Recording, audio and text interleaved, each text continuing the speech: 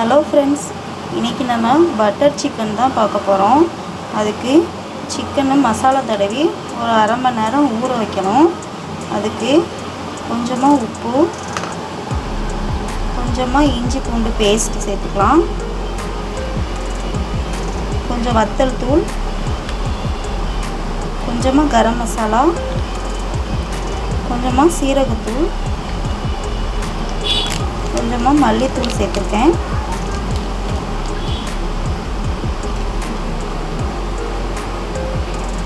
கொஞ்சமாக மஞ்சள் தூள் சேர்த்துக்கலாம். ஒரு அரை லெமன் ஜூஸ் புழிஞ்சு விட்டுக்கலாம்.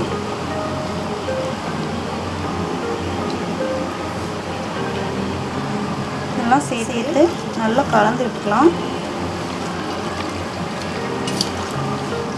தயிர் சேர்த்துக்கிறேன்.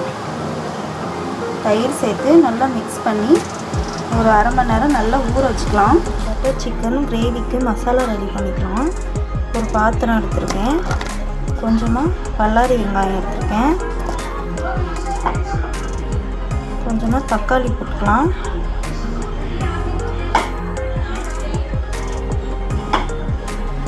கிரேவிக்கு தேவையான வெங்காயம் தக்காளி போட்டுக்கலாம். ஒரே ஒரு மிளகாய் போட்டுக்கிறேன். ஒரு ஃப்ளேவருக்கு பருப்பு போட்டுக்கிறேன். ஒரு 4-5 பல் பூண்டு, கொஞ்சமாக இஞ்சி சேர்த்துக்கலாம். சேர்த்துட்டு இது நல்லா தண்ணி ஊற்றி, கொஞ்சமாக தண்ணி ஊற்றி நல்லா பாயில் பண்ணி எடுத்துக்கலாம். மேக்னேட் பண்ணி வச்சுருக்கேன். சிக்கன் நல்லா ஊறிடுச்சு. இதை கொஞ்சமாக எண்ணெய் ஊற்றி ஃப்ரை பண்ணி எடுத்துக்கலாம். எண்ணெய் காய வச்சுருக்கேன். இதில் ஒரு சிக்கனாக போட்டு ஃப்ரை பண்ணி எடுத்துக்கலாம்.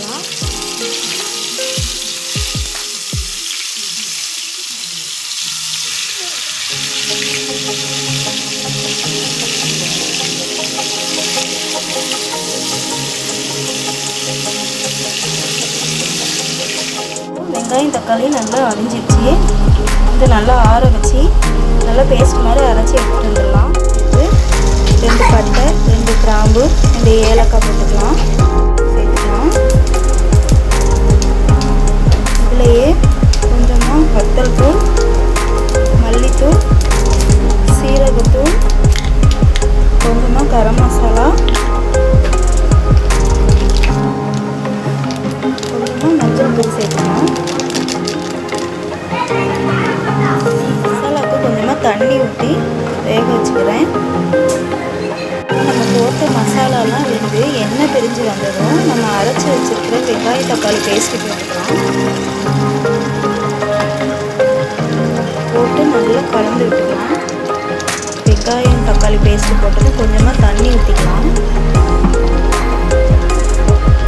தண்ணி ஊற்றிட்டு மசாலாவுக்கு தேவையான கொஞ்சமாக உப்பு போட்டுக்கலாம்.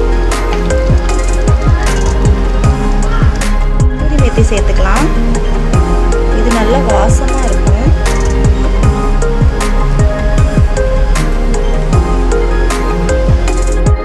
நம்ம ஃப்ரை பண்ணி வச்சுருக்க சிக்கன் சேர்த்துக்கலாம்.